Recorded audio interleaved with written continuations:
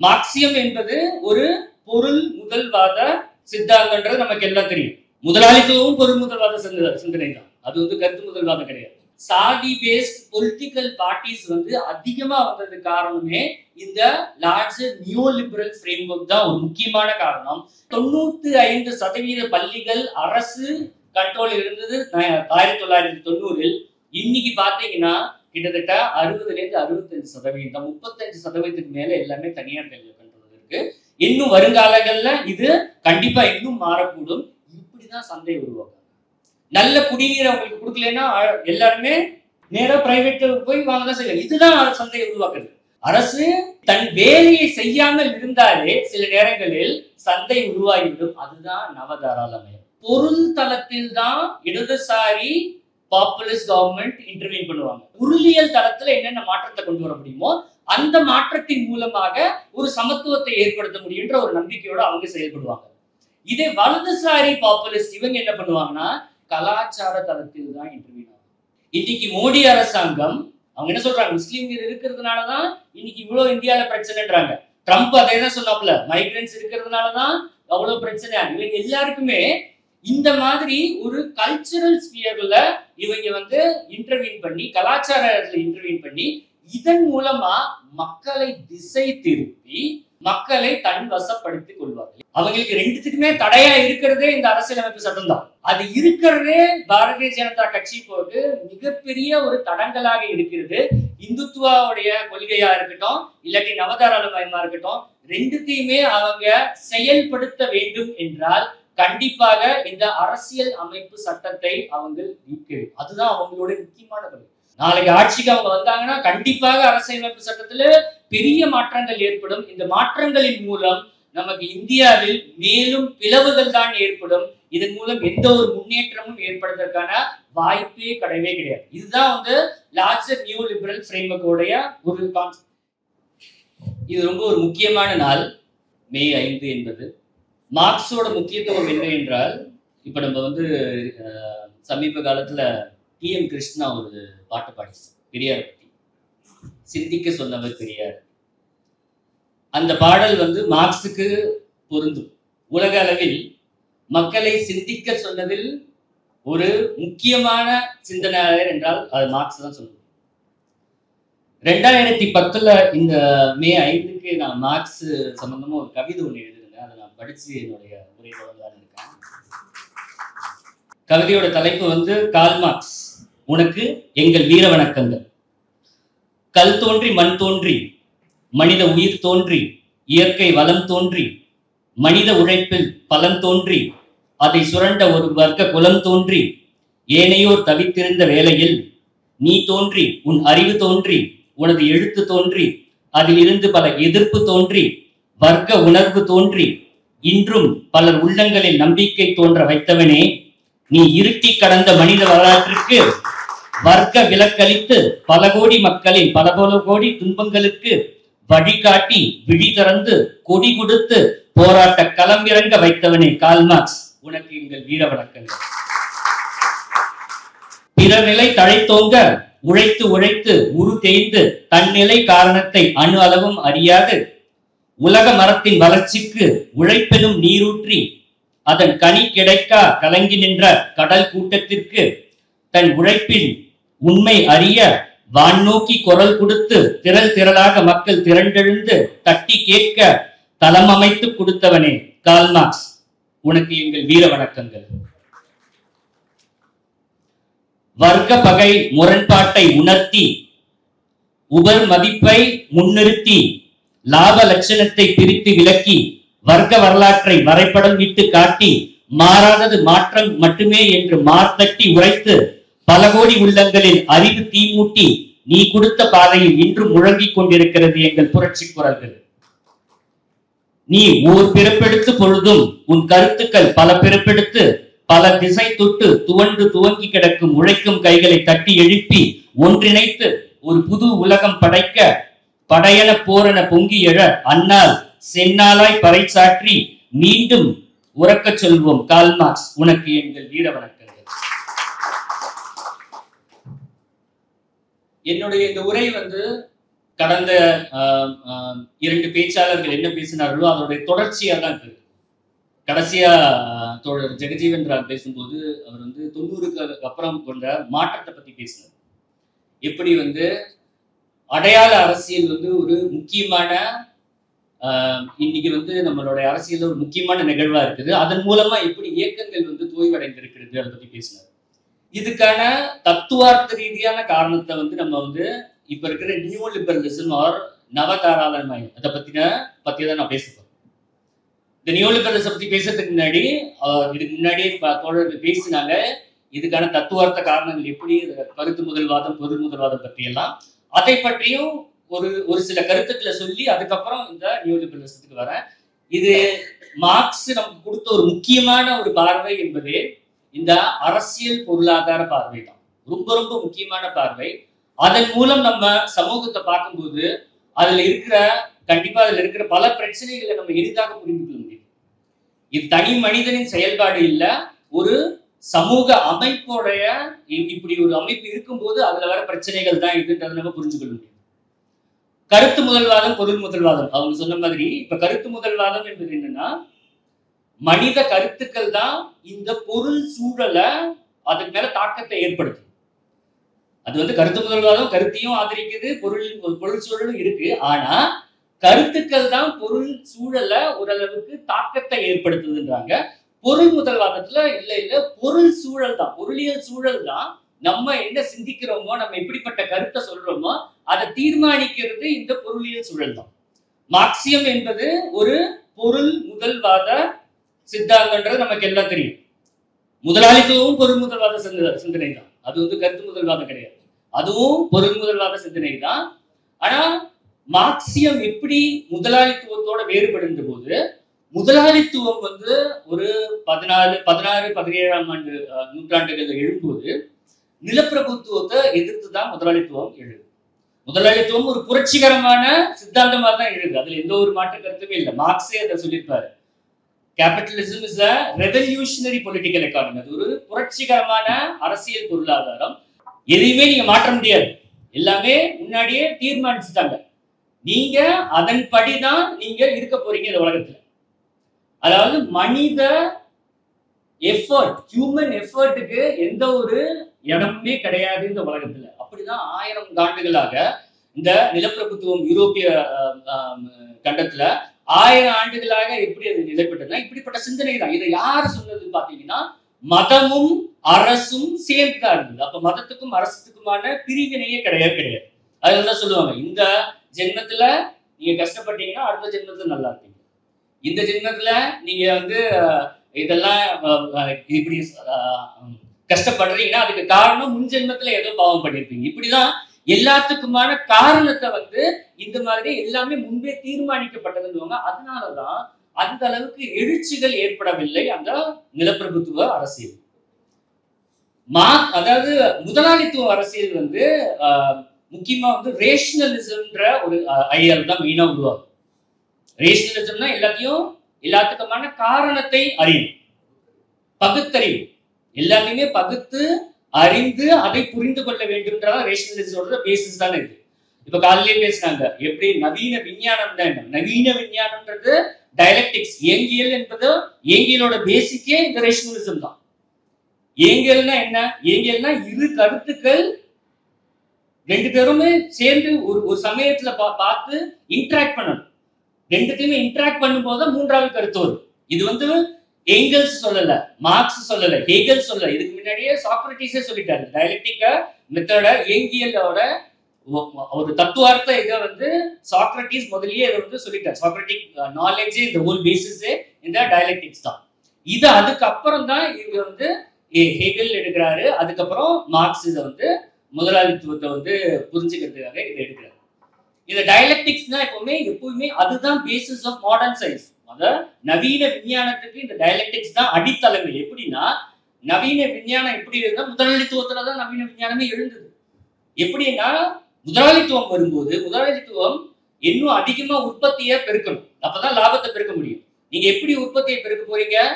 இயற்கை மூலமா தான் உங்களுக்கு எல்லா விதமான பொருளும் கிடைக்கும் உற்பத்தி செய்யறதுக்கு. அப்ப இயற்கையை நீங்க நல்லா புரிஞ்சுக்கணும். இயற்கையை புரியாம இயற்கைய நீங்க இது பண்ண முடியாது. இப்போ இந்த ஒரு டேபிள் உட் இருக்குன்னா இதை பத்தின இதோடைய தன்மையை தெரிஞ்சாதான் இது என்னவா நீங்க பயன்படுத்தலாம்னு முடிவெடுக்க முடியும். அதுக்கு இதை பத்தின ஆராய்ச்சி நீங்க செய்யணும். அதுதான் ஆராய்ச்சி. நவீன விஞ்ஞானம் என்பது நீங்க இயற்கையோட உறவாடி அதை புரிந்து கொள்வதுதான் நவீன விஞ்ஞானம். அதான் dialectical method of modern science. So இந்த முதலாளித்துவம் லாபம் ஈட்டுறதுக்காக நிறைய ப்ரொடியூஸ் பண்ணுன்றதுக்காக நேச்சரை நல்லபடியா தெரிஞ்சுக்கணுன்றதுக்காக தான் மாடர்ன் சயின்ஸ் டெவலப் ஆகுது. அப்படிதான் இந்த ஹோல் கேபிட்டலிசம் வந்து இந்த whole idea of modern science dialectic சயின்ஸையே இப்படிதான் உருவாக்குது. கேபிட்டலிசம் அதாவது முதலாளித்துவம்ன்றது இதோடைய ஒரு economic phase. Political phase of முதலாளித்துவம் தான். அதுதான் நம்ம என்ன சொல்றோம்னா லிபரலிசம். தாராளவாதம் தான் லிபரலிசம். தாராளமயமா தாராளவாதம், இது வந்து எப்படி வேணா சொல்லலாம். இந்த தாராளவாதம் என்ன மாதிரி கருத்துக்களை சொல்லுதுன்னா, முதல்லயே பேசினவர் சொன்னாரு, இப்படி ஹாப்ஸ், லாக் இப்படிப்பட்ட சிந்தனையாளர்கள் இதை பத்தி பேசியிருக்காங்க. அவங்க வந்து தனி மனித உரிமையை தான் முக்கியமா வந்து எம்பசைஸ் பண்ணுவாங்க. தனி மனித உரிமை பாதுகாக்கப்பட வேண்டும். அரசாங்கம் எந்த விதத்திலையுமே இன்டர்ஃபியர் பண்ணவே கூடாது. தனி மனித உரிமையை கண்டிப்பா பாதுகாத்தே ஆகும். எப்படிப்பட்ட சிந்தனை இது? எப்படின்னா எந்த சூழல்ல இது வந்து வருதுன்னு பாத்தீங்கன்னா, 17ஆம் நூற்றாண்டுல 2 புரட்சிகள் நடக்குது இங்கிலாந்துல. ஒன்னு பியூரிட்டன் ரெவல்யூஷன், இன்னொன்று குளோரியஸ் ரெவல்யூஷன். இது ரெண்டுமே முதலாளித்துவ புரட்சிகள் தான். இந்த 2 புரட்சியிலுமே முக்கியமான ஒரு டிமாண்ட் என்ன வைக்கப்படுதுன்னா, கேபிட்டலிஸ்ட் கிளாஸ் அதாவது முதலாளிகளை வந்து கன்சல்ட் பண்ணாம, அவங்களுடைய கன்சென்ட் இல்லாம நீங்க வந்து எந்த ஒரு முடிவையும் எடுக்கக்கூடாது. இதுதான் மேஜரான டிமாண்ட். இதனாலதான் கன்சென்ட் ஆஃப் த பீப்புள். இன்னைக்கு வந்து நம்ம பார்லிமெண்டரி டெமோக்ரஸி, பாராளுமன்ற அரசியல்ல கன்சென்ட் ஏன் மேஜரா இருக்குன்னா, இது வந்து கேபிட்டலிஸ்ட் ஐடியா தான். அப்ப எந்த சூழல்ல தோணுதுன்னா, அப்ப இருக்கிற முதலாளிகளின் கருத்துக்களை கேட்டுதான் அரசாங்கம் முடிவெடுக்கணும். அப்ப ஆங்கில அரசாங்கமும் பிரிட்டிஷ் அரசாங்கமும் அரசு யார் இருந்தாங்களோ அந்த ராஜாக்களும் அந்த மாதிரிதான் எடுத்தாங்க. பிரிட்டிஷ் வரலாற்று பார்த்தீங்கன்னா அவங்களுக்கு வந்து பெரிய எதிர்ப்புலாம் கிடையாது. இந்த மாதிரி எந்த புரட்சியில வருதோ அதையெல்லாம் அவங்க வந்து சமரசம் செஞ்சுப்பாங்க. அதனாலதான் பிரிட்டிஷ் அரசாங்கம் இப்ப பாத்தீங்கன்னா அரசியலமைப்பு சட்டத்துல பாத்தீங்கன்னா பிரிட்டிஷ்ல வந்து அன்ரிட்டன் கான்ஸ்டிடியூஷன் தான் இருந்தாலும் அவங்க ஃபண்டமெண்டல் ரைட்ஸே கிடையாது. அடிப்படை உரிமைகளே கிடையவே கிடையாது. 1998 தான் அவங்க வந்து மனித உரிமை சட்டம் ஒன்றை ஏற்றுறாங்க. அது கூட எதுக்குன்னா யூரோப்பியன் யூனியனுக்காக தான் ஏற்றுறாங்க. ஏன்னா எப்பவுமே அங்க அரசாங்கத்துக்கும் மக்களுக்குமான பெரிய சண்டைலாம் வருத்ததே கிடையாது. மற்ற எல்லா தேசங்களையும் பாத்தீங்கன்னா அமெரிக்கா உட்பட எல்லாத்தையும் பாத்தீங்கன்னா யார் யார் காலனி ஆதிக்கத்துல இருந்தாங்களோ இல்லாட்டி எந்தெந்த அடக்குமுறையில இருந்தாங்களோ இங்க யாருமே அரசு நம்பவே மாட்டாங்க. இப்ப ஃபண்டமெண்டல் ரைட்ஸ் இந்தியன் கான்ஸ்டிடியூஷன் இருக்குன்னா இதோட என்னன்னா, we don't trust the state. நமக்கு அரசாங்கத்தின் மீது நம்பிக்கை கிடையாது. நமக்கு பாதுகாப்பு தேவை. அதுக்குதான் ஃபண்டமெண்டல் ரைட்ஸ். ஃபண்டமெண்டல் ரைட்ஸ் நம்மள ப்ரொடெக்ட் பண்றதுக்கு தான் பாதுகாப்பு தான். சோ இந்த 2 புரட்சிகள் வந்துதான் அடித்தளம் அமைத்தது. இந்த ஒரு லிபரலிசம் தாராளமயத்துக்கான ஒரு முக்கியமான அடித்தளம் 2 புரட்சி அமைச்சது. இந்த புரட்சிக்கு அப்புறம் எப்படின்னா இந்த நேரத்தை தான் நீங்க பாக்குறீங்க. அதுக்கப்புறம் மார்க்ஸ் வராரு, இண்டஸ்ட்ரியல் ரெவல்யூஷன் நடக்குது, தொழில் புரட்சி. அந்த தொழில் புரட்சி மூலமா என்னென்ன மாதிரி சுரண்டல்கள் நடக்குது இதை பார்த்து அவரும் எழுதுறாரு. இந்த முதலாளித்துவத்துக்கு இன்னொரு முக்கியமான அம்சம் என்னன்னா, எந்தெந்த தருணத்துல அது தனக்கு வந்து தனக்கு ஏதாவது ஒரு ஆபத்து ஏற்படும் என்று ஒரு நிலை வரும்போது சில சமரசங்களை செய்வது. இது வந்து முதலாளித்துவத்துக்கான ஒரு முக்கியமான அம்சம். இதன் மூலமா தான் இந்த இண்டஸ்ட்ரியல் ரெவல்யூஷனுக்கு அப்புறம் இந்த தொழில் புரட்சிக்கு அப்புறம் பலதரப்பட்ட எதிர்ப்புகள் வந்த போது கொஞ்சம் கொஞ்சமா சில உரிமைகளை தர ஆரம்பிக்கிறாங்க. வேலை நிலை உரிமைகளா இருக்கணும், போராட்டத்தின் மூலமா தான் வந்தது. இருந்தாலும் அவங்களும் அதுக்கான தயார் நிலையில் இருக்காங்க. எதுக்குன்னா இந்த உற்பத்தி முறை எந்த விதத்திலையும் பாதிக்கக்கூடாது. இப்ப எக்கனாமிக் கிரைசிஸ், அதாவது இந்த பொருளாதார சிக்கல்ன்றது என்னன்னா, ஒரு நாள் கூட முதலாளித்துவம் லாபத்தை ஈட்ட முடியவில்லை என்றால் அதுதான் நமக்கு வந்து எக்கனாமிக் கிரைசிஸ். இந்த எக்கனாமிக் கிரைசிஸ் ஹேண்டில் பண்றதுக்கு தான் பலதரப்பட்ட வேலைகளை முதலாளித்துவம் சமரசம் செய்யும், இல்லாட்டி பல நாடுகளை ஆக்கிரமிப்பு செய்யும். அப்படிதான் நம்ம காலனி ஆட்சி எல்லாம் பாக்குறோம். இப்ப இந்த காலகட்டத்துல பாக்குறோம். அப்படி இப்படியும் கூட 3ஆம் உலக நாடுகள் எல்லாத்தையும் ஆதிக்கம் செலுத்திக்கிட்டு தான் இருக்குது. இது எல்லாமே எப்படின்னா தன்னை தக்க வச்சு கொள்ளதான் இது இந்த மாதிரி வேலைகளை செய்யும். 1875 ஒரு பெரிய பொருளாதார சிக்கல் ஏற்படுது. அப்ப வந்து மிகவும் முக்கியமான பொருளாதார சிக்கல். ஏன்னா 1908 இருந்து 875 வரைக்கும் 875 வரைக்கும் முதலாளித்துவம் வளர்ந்து கொண்டு வருகிறது. மேலை நாடுகளில் மிகவும் விரைவாக வளர்ந்து கொண்டு வருகிறது. 1877 ஒரு மிகப்பெரிய பொருளாதார சிக்கல் ஏற்படுது.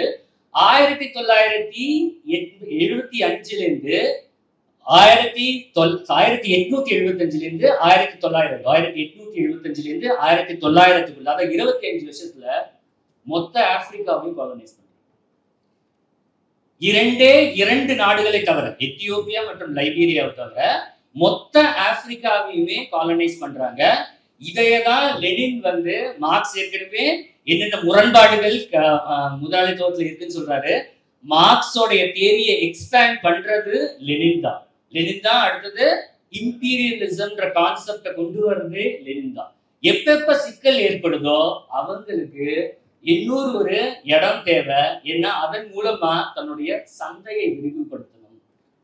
தனக்கான குறைந்தபட்ச கூலி ஆட்கள் தேவை, தனக்கான பொருட்கள் தேவை, ரா மெட்டீரியல் தேவை. இது எல்லாம் தேவைன்ற போதுதான் இந்த மொத்த ஆப்பிரிக்கா கான்டினென்ட்டையே இவங்க பண்றாங்க. அதுக்கப்புறம் தெரியும், லெனின் அதை பத்தி நிறைய எழுதியிருக்காப்புல. எப்படி வேர்ல்ட் வார் 1, வேர்ல்ட் வார் 2 இது எல்லாருமே ஒரு இம்பீரியலிஸ்ட் வார் தான். இது எல்லாமே அவங்க எப்படி எக்ஸ்பேண்ட் பண்ண போறாங்க, அதன் மூலமா தான் இந்த வாரே வந்தது. அதுக்கப்புறம் வேர்ல்ட் வார் 2க்கு அப்புறம் நமக்கு இந்த தாராளமயம் தான் இருந்துச்சு, இந்த லிபரல். ஆனா நமக்கு வெல்ஃபேர் லிபரலிசம், மக்கள் நல தாராளமயம்ன்ற ஒரு கான்செப்ட். இது இந்தியால வந்ததுக்கு காரணங்கள் வேற, யூரோப்ல வந்த காரணங்கள். யூரோப்ல இந்த வேர்ல்டு வார்னால நடந்த ஒரு டிஸ்ட்ரக்ஷன்னால அவங்களுக்கு அதை கொண்டு வர வேண்டிய சூழல் ஏற்பட்டது. இந்தியால எப்படின்னா, எந்த ஒரு காலனியா இருந்த நேஷன்லயும் பாத்தீங்கன்னா, இந்த காலனி ஆதிக்கம் செலுத்திய நாடுகள் இந்த முதலாளித்துவம் as a capitalist, as a class form பண்ண விட மாட்டாங்க. அது ஒரு முக்கியமான பங்கு. அதனால நமக்கு இண்டிபெண்டன்ஸுக்கு அப்புறம் கேபிட்டலிஸ்ட் ஒரு கிளாஸே இல்லாததுனாலதான் obviously the state has to intervene. அப்போ அரசாங்கமே இன்வெஸ்ட் பண்ண வேண்டிய சூழல் ஏற்பட்டது. அப்படிதான் நமக்கு வெல்ஃபேர் லிபரலிசம் நம்ம இந்தியால ஃபாலோ பண்ணோம். இந்த வெல்ஃபேர் லிபரலிசத்தோடைய முக்கியமான அம்சம் என்னன்னு பாத்தீங்கன்னா, அரசு இன்டர்ஃபியர் பண்ணும். எதுக்குன்னு பாத்தீங்கன்னா, வேலையின்மை இல்லாட்டி பாவர்ட்டி, இந்த மாதிரி முக்கியமான கிரைசிஸ்லாம் அரசு is going to interfere and அவங்க இதுக்கான ஒரு தீர்வு பார்ப்பாங்க. உலகளாவிய வர்த்தகத்துல பாத்தீங்கன்னா இது ஃப்ரீ ட்ரேட், அதுல எந்த ஒரு ரெஸ்ட்ரிக்ஷனும் இருக்கக்கூடாது தான். இதன் மூலமா பயன் பெற்றது மேஜரா பாத்தீங்கன்னா முக்கியமான முதலாளிகள் தான் இதுல பயன்பெற்றது. ஏன்னா அரசு முக்கியமான இந்த கல்வி, ஹெல்த், இந்த மாதிரி முக்கியமான விஷயங்கள்ல இன்வெஸ்ட் பண்ணதுனால இதன் மூலம் அவங்களுக்கு மனித வளம் கிடைச்சது. அதனாலதான் அவங்க கேபிட்டலிசம், அதாவது முதலாளித்துவம் 1970 வரைக்கும் பாத்தீங்கன்னா அவங்க கம்ப்ளீட்டா ஏபிள் டு ஸ்ட்ரெங்தன் இட்செல்ஃப். இந்தியால மட்டும் இல்ல, யூரோப்லயும் சரி, அவங்க தன்னை வலிமைப்படுத்திக் கொள்ள வேண்டிய சூழல் இந்த 1940 இருந்து 60 வரைக்கும் பாத்தீங்கன்னா உலகம் முழுக்க அதுதான் நிலவரம் வந்தது. 60-70களுக்கு அப்புறம் தான் அவங்க பாக்குறாங்க, இல்ல இது இன்னும் நமக்கு ஏன்னா முதலாளித்துவத்தோட முக்கியமான பண்பு நம்ம முதல்லயே பார்த்தது, அவங்களுக்கு லாபத்தை பெருக்கிக் கொண்டே போகும். லாபத்தை எந்த ஒரு காலகட்டத்திலையும் சுருக்கவே கூடாது, லாபத்தை பெருக்கிக் கொண்டே போகணும். அப்படி பெருக்கிக் கொண்டே போக வேண்டும் என்றால் கண்டிப்பாக அரசுடைய தலையீடு இருக்கக்கூடாது. இந்த நியோ லிபரலிசம், நவ தாராளமயம், இந்த கருத்தியலுடைய ஒரு பேசிக் ஃபவுண்டேஷனே நம்ம முதல்ல பார்த்த தாராளமயம் தான்.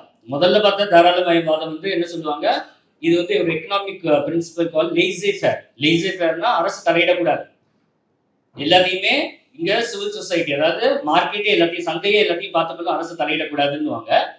இந்த நவதாராளமயம்ல அதே கொள்கை தான், அரசு தலையிடக்கூடாது, சந்தையே எல்லாத்தையும் பார்த்துக் கொள்ளும். ஆனால் அரசு எந்த நேரத்தில் தலையிட வேண்டும் என்றால், எங்கெல்லாம் சந்தை உருவாக்க முடியுமோ அங்கெல்லாம் அரசு தலையிட வேண்டும். அரசாங்கம் எங்கெல்லாம் சந்தை ஏற்படுத்த முடியுமோ அங்கெல்லாம் அரசு தலையிடணும். ஒரு உதாரணத்துக்கு சொல்றேன், இந்தியாவில் என்ன நடந்ததுன்னா, நம்ம சுதந்திரம் அடைந்ததுல இருந்து 1990 பாத்தீங்கன்னா கல்வியில முதல்ல நம்ம ஆரம்பிச்சது 0.5% ஆஃப் ஜிடிபி, மொத்த பொருள் உற்பத்தியில 0.5% 1950s நம்ம கல்விக்கு ஒதுக்கணும். 1990s 3% நம்ம ஒதுக்கணும். ஆனா 60களிலே கொத்தாரி கமிஷன் என்ன சொன்னாங்க, 6% ஒதுக்குங்க கல்விக்குனாங்க. நம்ம ஒதுக்கல, 3% தான் 1990 வரைக்கும் ஒடுக்கணும். 90லேருந்து இன்னைக்கு வரைக்கும் 3லேருந்து 4% வரைக்கும் தான் இன்னைக்கு வரைக்கும் ஜிடிபி. இதுல எந்த ஒரு முன்னேற்றமே கிடையாது. இதை எப்படி புரிஞ்சுக்கிறது? ஒரு நியோ லிபரல் ஃப்ரேம்வொர்க்ல எப்படி புரிஞ்சுக்கிறதுனா, அரசாங்கம் நேரடியா சந்தையை உருவாக்க முடியாது. அது கண்டிப்பா அரசாங்கத்துக்கு எதிரான ஒரு எழுச்சியை ஏற்படுத்தலாம். இந்த மாதிரி நீங்க அதுக்கு ஒதுக்கக்கூடிய பணத்தை அப்படியே ஸ்டாக்னேட் பண்ணி வச்சிருந்தீங்க, என்ன ஆகும்னா உங்களுடைய அரசு பள்ளிகள் எல்லாத்தையுமே தரம் தாழ்ந்து கொண்டே போகும். சோ எல்லாருமே எல்லா மக்களும் பிரைவேட் ஸ்கூல்ஸ் நோக்கி போவாங்க. அதுதான் நடந்திருக்கு. கிட்டத்தட்ட 95% பள்ளிகள் அரசு கண்ட்ரோல் இருந்தது 1990. இன்னைக்கு பாத்தீங்கன்னா கிட்டத்தட்ட 60லேருந்து 65%, 35% மேல எல்லாமே தனியார் கல்வி கண்ட்ரோல் இருக்கு. இன்னும் வருங்காலங்கள்ல இது கண்டிப்பா இன்னும் மாறக்கூடும். இப்படிதான் சந்தை உருவாக்கும். நல்ல குடிநீரை அவங்களுக்கு கொடுக்கலன்னா எல்லாருமே நேரா பிரைவேட் போய் வாங்கதான் செய்யலாம். இதுதான் சந்தையை உருவாக்குறது. அரசு எதுவுமே செய்ய தேவையில்லை. அரசு தன் வேலையை செய்யாமல் இருந்தாலே சில நேரங்களில் சந்தை உருவாகிவிடும். அதுதான் நவதாராளமயம். இதுல 2 முக்கியமான பண்புகள் இருக்கு நியோலிபரலிசம். ஒண்ணு மார்க்கெட் ஃபண்டமெண்டலிசம், ரெண்டாவது சோசியல் நேச்சுரலிசம். இந்த மார்க்கெட் ஃபண்டமெண்டலிசம் எப்படின்னா, இந்த நியோலிபரலிசம்ன்றது ஒரு பொருளாதார கோட்பாடே கிடையாது. சில நேரங்கள்ல நம்ம இது வெறும் பொருளாதார கோட்பாடா பார்க்கிறோம். இது வெறும் பொருளாதார கோட்பாடே கிடையாது. அதையும் தாண்டி நம் வாழ்முறையை மேம்படுத்தக்கூடிய ஒரு கோட்பாடா தான் நியோலிபரலிசம் இருக்கு. எப்படின்னா, நீங்க என்னென்ன சந்தைக்கான விதிகள் இருக்கோ அது அத்தனையும் உங்களுடைய தனி மனித வாழ்க்கையிலையும் நீங்க அதை பின்பற்றணும். சந்தைக்கான விதிகள் சந்தைக்கு மட்டுமல்ல, உங்கள் தனி மனித வாழ்விலும் அதை பின்பற்ற வேண்டும். அதுதான் நியோலிபரலிசம். இதை எப்படி புரிஞ்சுக்கிறதுனா, சந்தைக்கான ஒரு முக்கியமான பண்பு எப்படின்னா, ஒவ்வொரு மனிதனும், ஒவ்வொரு பிசினஸ் மேனு, ஒவ்வொரு கேபிட்டலிஸ்ட் இருக்காங்க, அங்க முதலாளிகள் இருக்காங்கன்னா, அவங்க சந்தையில தன் பணத்தை முதலீடு செய்ய போறாங்க.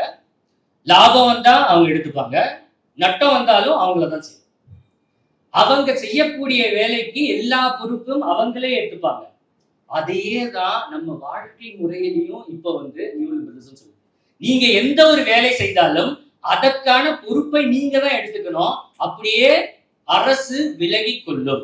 இந்த பிரைவேடைசேஷன், தனியார் மயப்படுத்துறது எல்லாமே நீங்க உங்க கையில. நீங்க எந்த ஸ்கூல்ல படிக்க வைக்கணும், நீங்க என்ன மார்க் வாங்குறீங்களோ, நீங்க வேலை வாங்குறது எல்லாமே உங்களுடைய பொறுப்பு தான், தவிர அரசாங்கத்துடைய பொறுப்பே கிடையவே கிடையாது.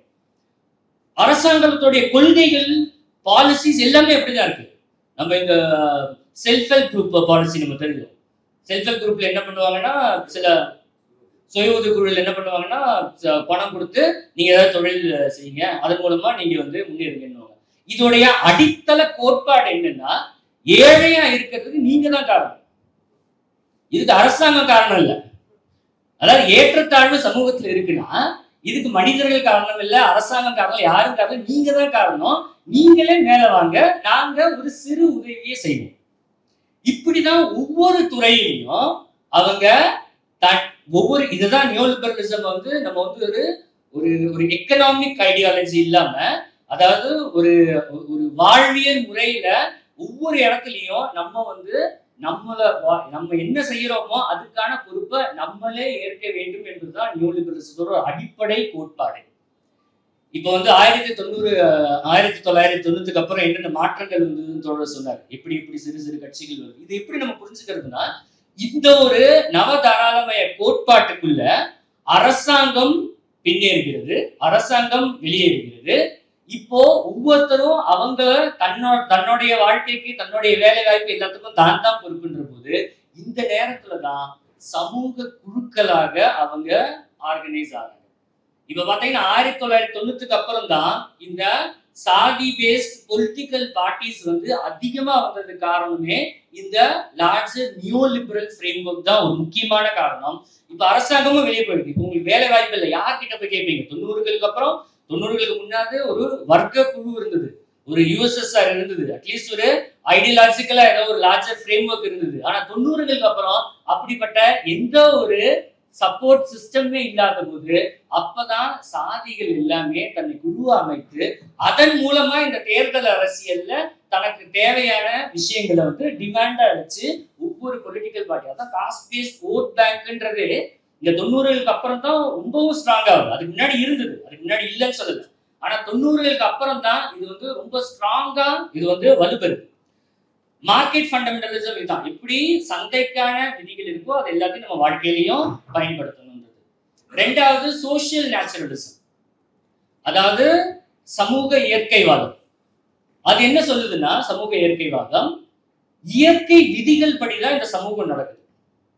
சந்தையும் இயற்கை விதிகள் படிதான் நடக்குது. சந்தை ஒன்றும் வேற விதமா நடக்கல, இது வந்து இயற்கை விதிகள் படிதான் நடக்குது.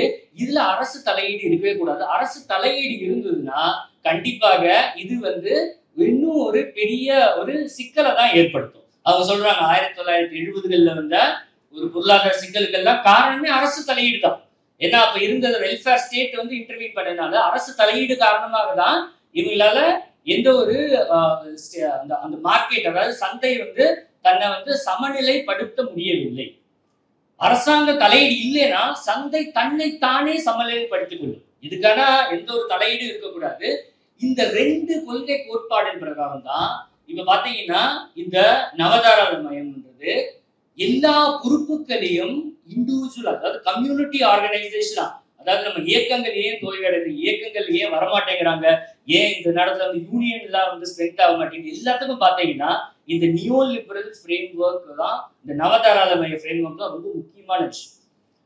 போன வருஷம் இன்இக்வாலிட்டி ரிப்போர்ட், சமமற்ற நிலையை பத்தின இந்தியாக்கான ஒரு ரிப்போர்ட் வந்தது. அந்த ரிப்போர்ட்டை நீங்க படிச்சிருப்பீங்க, 2023 வந்த ரிப்போர்ட். அதுல என்ன சொல்றாங்கன்னா 90% மேலான மக்கள் இந்தியால சராசரி 25,000க்கு கம்மியா தான் மாதத்துக்கு வருமானம். 90% மேல. அதாவது 25,000க்கு மேல வாங்கினீங்கன்னா இந்த நாட்டுல நீங்க வந்து ஒரு பெரியார். 25,000க்கு மேல வாங்குறது. அப்ப எப்படிப்பட்ட ஒரு சமமற்ற ஒரு சூழல்ல வந்து இது நியோ லிபரல் எக்கனாமிக் ஃப்ரேம் ஒர்க்ன்றது உருவாக்கிட்டு பார்க்கணும். இந்தியா எம்ப்ளாய்மெண்ட் ரிப்போர்ட் இந்த வருஷம் வந்து 2024, அதுல பாத்தீங்கன்னா அதாவது வேலை இல்லாதவர்கள்ல 67% மக்கள் பாத்தீங்கன்னா எல்லாருமே படித்தவர்கள் தான். செகண்டரி ஸ்கூல் இல்லாட்டி காலேஜ் இந்த லெவல்ல படிச்சவங்க தான் 67% மக்களுக்கு மேல. இதுல வந்து வேலை இல்லாதவர்கள் இவங்க 67% மக்கள் இவங்க தான். இப்படிப்பட்ட சூழல்ல எப்படி இந்த சமூகம் திரும்ப திரும்ப இந்த ஒரு அரசாங்கத்தை தேர்வு செய்கிறது? இந்த ஒரு நியோ லிபரல் ஃப்ரேம் ஒர்க்ல, இந்த ஒரு நவ தாராளமய சூழல்ல எப்படி திரும்ப திரும்ப ஒரு அரசாங்கம் வெற்றி பெற முடியும்னு பாத்தீங்கன்னா, இது இந்தியா மட்டும் இல்ல, உலகம் முழுக்க இந்த ஒரு நிலவரம் தான் நம்ம பார்க்க முடியும். இதுதான் நம்ம சொல்லுவோம் ஜனரஞ்சகவாதம், அதாவது பாப்புலிசம். அதாவது இந்தியாவிலேயே அதான் பாப்புலிசம் தான் இருக்கு, பாப்புலிஸ்ட் ஃபார்ம் ஆஃப் கவர்மெண்ட் தான் இருக்கு. இவங்க எப்படி பாத்தீங்கன்னா பாப்புலிசம் ஜனரஞ்சகவாதம் ஜனரஞ்சகவாதம்னா என்னன்னு பாத்தீங்கன்னா, அதாவது அரசு ஒரு சமூகத்துல எப்பவுமே ஒரு மேம்பட்ட மக்கள் இருக்காங்க, இவங்க தான் காரணம் இந்த மக்களுடைய இந்த நிலைமைக்கு. அரசு காரணம் இல்ல, அதாவது ஒரு ஒரு குறிப்பிட்ட அரசியல்வாதிகள் காரணம் இல்ல, இது ஒன்லி இந்த சமூகத்துல இருக்க ஒரு குறிப்பிட்ட மக்கள் தான் காரணம், எலைட்ஸ்ன்னுவாங்க, இவங்க தான் காரணம். அப்ப என்ன பண்ணுவாங்க, அரசியல்வாதிகள் நேரடியா மக்களுடைய தொடர்பை ஏற்படுத்துவாங்க. அவங்க சொல்லுவாங்க இல்ல இவங்க தான் காரணம், அதனால இவங்களை நம்ம ஒழிச்சிட்டோம்னா கண்டிப்பா நம்ம வந்து உங்களுக்கான ஒரு சமத்துவத்தை கொண்டு வரலான்றதுதான் அவங்களுடைய முக்கியமான கோட்பாடு. இதுல இடதுசாரியும் இருக்கு, வலதுசாரியும் இருக்கு. பாப்புலிசத்துல இடதுசாரியும் இருக்கு, வலதுசாரியும் இருக்கு. ஹியூகோ சாவஸ் எல்லாம் பாத்தீங்கன்னா அவர்லாம் இடதுசாரி பாப்புலிஸ்ட் கவர்மெண்ட் தான்.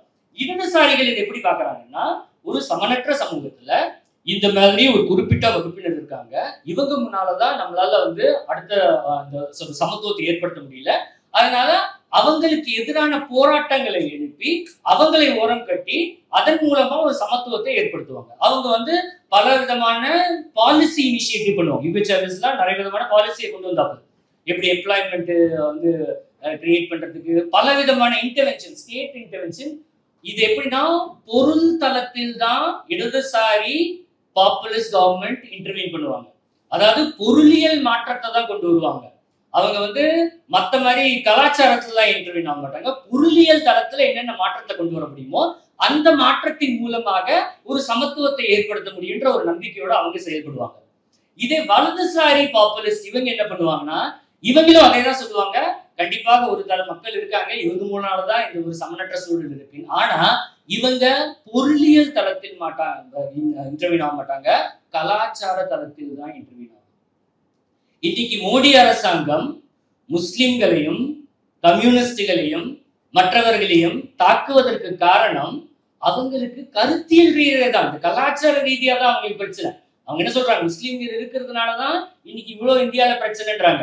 ட்ரம்ப் அதே தான் சொன்னாப்ல, மைக்ரன்ஸ் இருக்கிறதுனாலதான் அவ்வளவு பிரச்சனை. இவங்க எல்லாருக்குமே இந்த மாதிரி ஒரு கல்ச்சரல் ஸ்பியர்ல இவங்க இன்டர்வியூன் பண்ணி, கலாச்சாரத்துல இன்டர்வியூன் பண்ணி, இதன் மூலமா மக்களை திசை திருப்பி மக்களை தன் வசப்படுத்திக் கொள்வார்கள். ஏன்னா இந்த ஒரு சூழல் அப்படி, இந்த ஒரு சூழல்ல அப்படி ஒரு சமனற்ற சூழல்ல மக்கள் நம்பிக்கை எழுந்து விட்டார்கள். ஏன்னா இப்போ காலையில கூட தொடர்கிட்ட பேசிட்டு போது தான் சொன்னேன், காங்கிரஸுக்கும் பிஜேபிக்கும் பெரிய வித்தியாசம் கிடையாது. இன்னைக்கு ஒரு எக்கனாமிக் பாலிசியில பாத்தீங்கன்னா ஒரு பெரிய வித்தியாசமே கிடையாது. இது என்ன சொல்லுவாங்கன்னா, Congress new liberalism the human face, அவ்வளவுதான் சொல்லுவோம். இதுல என்ன, காங்கிரஸ் பல தடவை ப்ரோக்ராம் கொண்டு வந்தாங்க. எப்படி இந்த வேலை திட்டத்துக்கான ஒரு ப்ரோக்ராம் கொண்டு வந்தாங்க, அதுக்கப்புறம் ஃபுட் செக்யூரிட்டி கொண்டு வந்தாங்க. இப்படிப்பட்ட கொண்டு வந்ததுனால ஒரு ஹியூமன் ஃபேஸோட தான் கொண்டு வந்தாங்க. தவிர காங்கிரஸும் இந்த நியூ லிபரல் பாலிசியை தான் இம்ப்ளிமெண்ட் பண்றாங்க, பாஜகவும் இந்த நியூ லிபரல் பாலிசி தான் இம்ப்ளிமெண்ட் பண்ணுது. இதுல எந்த ஒரு மாற்றமே இல்லை.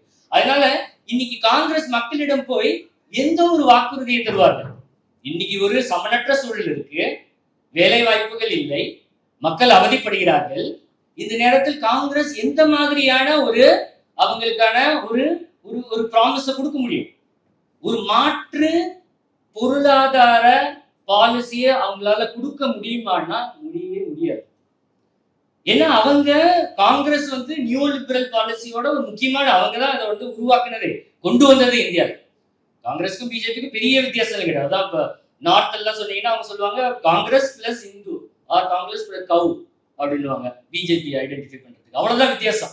இவங்க பிஜேபி இந்த நியூ லிபரல்ஸ் தான் அதோட சேர்த்து இந்த மாட்டு அரசியலையும் வச்சு பண்ணுவாங்க, அவ்வளவுதான். காங்கிரஸ் அது மாதிரி கிடையாது, காங்கிரஸ் ஒன்லி நியூ லிபரல். அதனால காங்கிரஸுக்கு இதுக்கான ஒரு மாற்று பொருளாதார பாலிசியே கிடையவே கிடையாது. அந்த ஒரு சூழல்ல மக்கள் எப்படி காங்கிரஸை நம்பி போவார்கள்? இதற்கு இடதுசாரிகள் தான் கண்டிப்பா இன்டர்வென்ஸ் பண்ணணும். ஏன்னா இடதுசாரிகள் இது ரொம்ப நாளாவே இந்த ஒரு மாற்று பொருளாதார கொள்கையை பேசிட்டு தான் இருக்காங்க. ஆனா இடதுசாரிகளுக்கான தளம், அதுக்கான ஒரு சப்போர்ட் பேஸ் அந்த அளவுக்கு ஸ்ட்ராங்கா எங்கேயுமே கிடையாது. இப்ப நம்ம பாக்குறோம் எல்லா இடத்துலயுமே நமக்கு அதுக்கான ஒரு பின்னடைவு தான். இது வீழ்ச்சின்னு சொல்ல முடியாது, இது ஒரு பின்னடைவு தான். இதுக்கு காரணமும் இந்த லார்ஜர் நவதாராளமய கொள்கையை தான் பார்க்கணும். இந்த ஒரு கொள்கையில நம்ம சொல்லக்கூடிய ஒரு மாற்று பொருளாதார கொள்கை என்பது உலகளாவிய நாடுகள் கண்டிப்பா ஏற்க மாட்டாங்க. ஏன்னா இப்போ சந்தை என்பது இந்தியாவில மட்டும் இருக்கக்கூடிய ஒரு விஷயம் கிடையாது. இது ஒரு உலகளாவிய சந்தை. இதுல எல்லாமே இன்டெகிரேட்டட் தான். இதுல தனித்துவமா ஒன்லி இந்தியாவில மட்டும் சந்தை இருக்கு, இவங்க மட்டும் மாற்றத்தை கொண்டு வந்துடலாம் அப்படின்னும் சொல்லவும் முடியாது. இடதுசாரி அரசாங்கங்கள் எங்க இருக்கோ அவங்களாலேயும் அந்த அளவுக்கு பெரிய அளவுல இன்டர்வியூ பண்ண முடியாது. அதுக்கு காரணம் நம்ம அரசியல் அமைப்பு அதிகாரத்தோடைய ஒரு கொள்கை மூலமா தான் நம்ம எந்த ஒரு பாலிசியும் நம்ம இம்ப்ளிமெண்ட் பண்ண முடியும். அதாவது இந்தியன் கான்ஸ்டிடியூஷன், அரசியலமைப்பு சட்டம் என்பது அதுக்குன்னு ஒரு கோட்பாடு இருக்கு. அதுதான் நம்ம சொல்லுவோம் சோசியல் லிபரலிசம் அப்படின்னு. சோசியல் லிபரலிசம் தான் நம்ம இந்தியன் கான்ஸ்டிடியூஷனுடைய ஐடியாலஜிக்கல் ஃப்ரேம்வொர்க். அதுக்கான கோட்பாடுன்றது சோசியல் லிபரலிசம். சோசியல் லிபரலிசம் என்ன சொல்லுதுன்னா, தாராளமே லிபரலிசம் என்ன சொல்லுதுன்னா, எல்லா மனிதர்களுக்கும் உரிமை தேவை, அதாவது ஃப்ரீடம், லிபர்ட்டி இருக்கணும் எல்லாருக்குமே. எதுக்காக இருக்கணும்? அந்த மாதிரி இருக்கிற ஒரு சூழல்ல தான் நம்மளை முன்னேற்றிக் கொள்ள முடியும். அதுதான் அவங்களுடைய புரிதல். ஒரு சூழல், ஒரு ஃப்ரீயான சூழல் இருக்கும்போது தான் நம்ம முன்னேற்றிக் கொள்ள முடியும். ஆனா ஒரு சமனற்ற சமூகத்துல எல்லாருக்குமே அந்த ஒரு சமமான ஒரு ஃப்ரீடம் இருக்காது. அதனாலதான் அரசாங்கம் இன்டர்வீன் பண்ணும். அதுக்குதான் நம்ம சோசியல் லிபரலிசம் இந்த கான்ஸ்டிடியூஷன் சொல்லுது. இந்த ரிசர்வேஷன் பாலிசி, அஃபர்மேட்டிவ் ஆக்ஷன் எல்லாருமே இந்த சோசியல் லிபரல் பாலிசி மூலமா தான் பண்றோம். ஆனா நம்மளுடைய அரசியல் அமைப்பு சட்டம்ன்றது ஒரு முதலாளித்துவ அரசியல் அமைப்பு சட்டம் தான். இது தொழிலாளர்களுக்கான அல்லது ஒடுக்கப்பட்டோருக்கான அரசியல் அமைப்பு சட்டம் இல்லை. இதுல சில கூறுகள் மட்டும் நமக்கு உபயோகமாக இருக்கும் தவிர மற்றபடி எல்லாத்தையும் பார்த்தீங்கன்னா இது எல்லாமே முதலாளிகளுக்கு பயன்படக்கூடியதுதான் முக்காவாசி நம்மளுடைய அரசியலமைப்பு சட்டத்துல இருக்கு. ஆனா இன்னைக்கு அரசியலமைப்பு சட்டமே நமக்கு ஒரு பெரிய ஒரு பெரிய விஷயமா தோணுது. அந்த அளவுக்கு இந்த ஆட்சியில வந்து அதை எப்படி முறியடிக்க வேண்டும் என்பதுதான் அவங்களுடைய முக்கியமான கொள்கையா இருக்கு. ஏன்னா அரசியலமைப்பு சட்டத்துல முதலாளித்துவத்துக்கு இடம் இருந்தாலும் அரசாங்க இன்டர்வென்ஷன்ன்றது ஒரு முக்கியமான விஷயமா இருக்கு. அது இன்னைக்கு வந்து எப்படி வந்து மைனாரிட்டிஸை ப்ரொடெக்ட் பண்றது, எப்படி வந்து இண்டிவிஜுவல் ரைட்ஸை ப்ரொடெக்ட் பண்றது, இதெல்லாம் வந்து கான்ஸ்டிடியூஷன் அதாவது அரசியலமைப்பு அதிகாரத்துல ஒரு முக்கியமான ஒரு பங்கா இருக்கிறதுனால இதை பாதுகாக்கிறதே நமக்கு பெரிய விஷயமா இருக்கு. ஆனா பாஜக அரசாங்கம் இப்ப இருக்கிறது இந்த அரசியலமைப்பு சட்டம்ன்றது இதை எடுத்துட்டாங்கன்னா கண்டிப்பா அவங்களுக்கு இன்னும் வேகமாக இந்த நவதாராளமய கொள்கையும் இம்ப்ளிமெண்ட் பண்ணலாம். அதே நேரத்துல அவர்களுடைய கொள்கையான இந்துத்துவா கொள்கையும் இம்ப்ளிமெண்ட் பண்ணலாம். அவங்களுக்கு ரெண்டுத்துக்குமே தடையா இருக்கிறதே இந்த அரசியலமைப்பு சட்டம் தான். நம்ம அரசியலமைப்பு சட்டத்தை முழுமையா பின்பற்றுறது இல்லை, அது வேற விஷயம். இருந்தாலும் அது இருக்கிறதே பாரதிய ஜனதா கட்சி போது மிகப்பெரிய ஒரு தடங்கலாக இருக்கிறது. இந்துத்துவாவுடைய கொள்கையா இருக்கட்டும் இல்லாட்டி நவதாராளமயமா இருக்கட்டும், ரெண்டுத்தையுமே அவங்க செயல்படுத்த வேண்டும் என்றால் கண்டிப்பாக இந்த அரசியல் அமைப்பு சட்டத்தை அவங்க நீக்க வேண்டும். அதுதான் அவங்களுடைய முக்கியமான கொள்கை. உங்களுக்கு தெரியும், முதல்ல இருந்தே நம்ம சுதந்திரம் பெற்றிலிருந்து இந்த அரசியலமைப்பு சட்டத்துக்கு எதிராக தான் அவங்க போராடிட்டு வந்திருக்காங்க. இது ஒன்றும் புதுசு கிடையாது. நாளைக்கு ஆட்சிக்கு அவங்க வந்தாங்கன்னா கண்டிப்பாக அரசியலமைப்பு சட்டத்துல பெரிய மாற்றங்கள் ஏற்படும். இந்த மாற்றங்களின் மூலம் நமக்கு இந்தியாவில் மேலும் பிளவுகள் தான் ஏற்படும். இதன் மூலம் எந்த ஒரு முன்னேற்றமும் ஏற்படுவதற்கான வாய்ப்பே கிடையவே கிடையாது. இதுதான் வந்து லார்ஜர் நியூ லிபரல் ஃப்ரேம்வொர்க்கோடைய ஒரு கான்செப்ட். இதுல மார்க்சிய சிந்தனை எந்த அளவுக்கு நம்ம இந்த ஒரு வீழ்ச்சியிலேருந்து இந்த ஒரு பின்னடைவிலேருந்து நம்ம முன்னுக்கு செல்ல முடியும்ன்றது ஒரு முக்கியமான கேள்வி. மார்க்சிய சிந்தனையே பாத்தீங்கன்னா மார்க்ஸ் என்னைக்குமே வந்து பொருள் முதல்வாத சிந்தனையா இருந்தாலும் பொருளாதாரம் மட்டுமே முக்கியம் என்னைக்குமே அவர் பேசுனது கிடையாது. பொருளாதாரம் அதே நேரத்துல கலாச்சார இடத்துலயும் நம்ம வந்து இன்டர்வென்ஷன் இருக்கணும்னு தான் மார்க்ஸ் பேசுனது. மார்க்ஸுக்கு அப்புறம் வந்த மார்க்சியவாதிகள் இந்த பொருளாதாரத்துலதான் அவங்க வந்து முக்கியமா கவனத்தை செலுத்தினாங்க.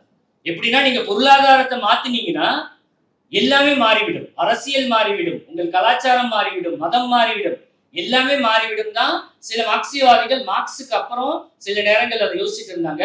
அதுக்கப்புறம் 20th செஞ்சுரியில் 20ஆம் நூற்றாண்டுல தான் நமக்கு வந்து கிராம்ஷி, அல்தூசர் இந்த மாதிரி திங்கர்ஸ் எல்லாம் வராங்க. இவங்க வந்து எப்படி ரெண்டுமே முக்கியம், எப்படி தத்துவார்த்த ரீதியாகவும் நீங்க வந்து ஒரு இடத்துல ஒரு அரசாங்கத்துக்கு எதிராக போராடணும், அதே நேரத்துல பொருளியல் சூழலையும் எப்படி ரெண்டுமே முக்கியமான விஷயம். இப்போ மார்க்சிய அரசியல் வலுப்பெற வேண்டும் என்றால் ஒரு முக்கியமான விஷயம் இந்த ரெண்டு தளத்திலையுமே நம்ம வந்து இன்னும் வலுப்படுத்த வேண்டியது. ஒன்று போராட்டங்கள், இரண்டாவது தத்துவார்த்த ரீதியில் எந்த அளவுக்கு நம்ம ஒரு முற்போக்கான கருத்துக்களை கொண்டு போகுது. ரெண்டு தளத்திலையும் நம்ம என்னைக்கு போராடுறோமோ அன்னைக்குதான் மார்க்சிய அரசியல் வந்து ரொம்ப ஸ்ட்ராங்கா இருக்கும். இதுக்கான பல தடைகள் இருக்கு கருத்தியல் ரீதியில். இன்னைக்கு பாத்தீங்கன்னா மொத்த மீடியாவுமே ஒரு அரசாங்கம் கண்ட்ரோல் வச்சிருக்காங்க. இன்னைக்கு மீடியால எந்த நியூஸ் வந்தாலுமே உங்களுக்கு எதுவுமே நம்ப முடியல. யாருக்காக பேசுறாங்கன்னா அவங்க அரசாங்கத்துக்காக மட்டும்தான் பேசுறாங்க. இந்த சூழல்ல நம்மளுடைய கருத்துக்களை பதிவு பண்றதுக்கான சூழலே இன்னைக்கு வந்து ரொம்ப கம்மியா போயிடுச்சு. இதே நேரத்துல போராட்டங்களும் இன்னைக்கு வந்து கம்மியாயிடுச்சு. அது வந்து நவதாராளமயத்துல ஒவ்வொருத்தருக்கும் வேலை வாய்ப்பை இழக்க வச்சு ஒவ்வொருத்தரையும் தன்னை தானே சார்பு நிலைக்கு கொண்டு வந்து அவங்க தன்னை காப்பாற்றிக் கொள்வதற்காக தான் இன்னைக்கு முயற்சியில் இருக்கிறாங்க தவிர இன்னைக்கு சமூகத்தோட வந்து போராடி சில வெற்றிகளை பெற வேண்டும் என்ற நோக்கத்துல அவங்க இல்லவே இல்லை. ஏன்னா அந்த மாதிரி சூழலுக்கு தள்ளப்பட்டது. இது ஒரு தனி மனிதனை குறை சொல்வது தவறு. இந்த ஒரு லார்ஜர் பொலிட்டிக்கல் நவதாராளமய அரசியல் பொருளாதாரம் ஒவ்வொரு மனிதரையும் அந்த சூழலுக்கு தள்ளுகிறது. அதன் மூலமாக தான் அவர்கள் அப்படிப்பட்ட ஒரு மனித தன்மை வெளிப்படுகிறது இந்த சூழல். சோ இதை எப்படி மாத்த போறோம்ன்றது கண்டிப்பா ஒரு பெரிய சவால் தான். களத்துல இருக்கிறவங்க நீங்க தான் இதுக்கான பல விதமான சொல்யூஷன் சொல்ல முடியும். எப்படி நம்ம மாற்ற முடியும், எந்த அளவுக்கு மக்களை திரட்ட முடியும். இன்னைக்கெல்லாம் சின்ன சின்ன போராட்டத்துக்கு திரட்டுறதே ஒரு பெரிய கடினமான வேலையா இருக்கு. இது வந்து அந்த அளவுக்கு சுலபமான இல்லை. ஏன்னா அந்த அளவுக்கு எல்லாமே மக்களுடைய மனதை வந்து மக்களுடைய தன்மையே மாற்றக்கூடியதுதான் அந்த அரசியல் பொருளாதாரம்.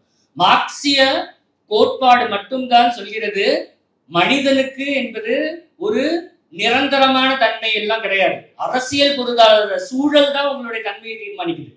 ஏன்னா ஆயிரக்கணக்கான ஆண்டுகள் நம்ம சமூகமா தான் வாழ்ந்துட்டு இருந்தோம். இந்த முதலாளித்துவம் வந்ததுக்கு அப்புறம் தான் தனி மனிதனா வாழ ஆரம்பிச்சிருக்கோம். அதுக்கு முன்னாடி சமூகமா தான் வாழ்ந்துட்டு இருந்தோம். ஸோ அரசியல் பொருளாதார சூழல் தான் நம்மளுடைய மனித தன்மையே முடிவு பண்ணுது. இது தனி மனிதன் பண்ணக்கூடிய தவறு கிடையாது. இது ஒரு லார்ஜர் போன பேச்சாளர் கூட பேசினார். இப்படி ஒரு ஒரு முழுசா ஒரு விஷயத்தை பார்க்கணுன்றது எவ்வளவு இம்பார்ட்டன்ட்னா, இந்த மாதிரி ஒரு அரசியல் பொருளாதார ஸ்ட்ரக்சரை பார்க்கும்போது தான் நமக்கு எப்படி இதுல இருந்து வெளியே கொண்டு வரணும்ன்ற அரசியல் நமக்கு ஒரு படிப்படியா வரும். ஸோ அதுக்கான திட்டங்கள் கண்டிப்பா வரும். ரெண்டாவது ரொம்ப முக்கியமானது, நம்மளுடைய அரசியல் அமைப்பு சட்டத்தை பாதுகாக்க வேண்டும். இது ரொம்ப ரொம்ப முக்கியமா, அதுவும் இந்த சூழலுக்கு. இந்த அரசியல் அமைப்பு சட்டம் சிறந்ததா அப்படின்னீங்கன்னா கண்டிப்பா சிறந்தது இல்லைதான். ஆனா இந்த சூழலுக்கு இதுதான் சிறந்தது. இந்த சூழலுக்கு இந்த அரசியலமைப்பு சட்டம் பாதுகாக்கப்பட வேண்டும். இந்த சூழலுக்கு இந்த அரசியலமைப்பு சட்டம் வெளியேற்றப்பட்டால் கண்டிப்பாக இந்த சமூகம் பிளவுபட்டு மேலும் பல விதமான பிரச்சனைகளை சந்திக்கும். இந்த சூழலுக்கு கண்டிப்பா இந்த அரசியலமைப்பு அதிகாரம் கண்டிப்பாக பாதுகாக்கப்பட வேண்டும். ஃபியூச்சர்ல இதை மாத்தணுமா வேணான்றத அதுக்கப்புறம் நம்ம முடிவு பண்ணிக்கலாம். இப்போதைக்கு இதை விட ஒரு முற்போக்கான அரசியல் அமைப்பு சட்டம் இந்தியாவுக்கு கிடைக்க வாய்ப்பே கிடையாது. ஸோ இந்த நவதாராளமய சூழல்ல நம்ம அரசியல்ல மேலும் பண்படுத்தி இதற்கான ஒரு தீர்வை பார்க்கறதுன்னா, களப்பணத்தில் இருக்கிறவங்களும் சரி, மேல கருத்தியல் தளத்தில் வேலை செய்யறவங்களும் சரி, இவங்க எல்லாம் ஒருங்கிணைந்து போராடும் போதுதான் இதுக்கான ஒரு தீர்வை நம்ம கொண்டு வர முடியும்.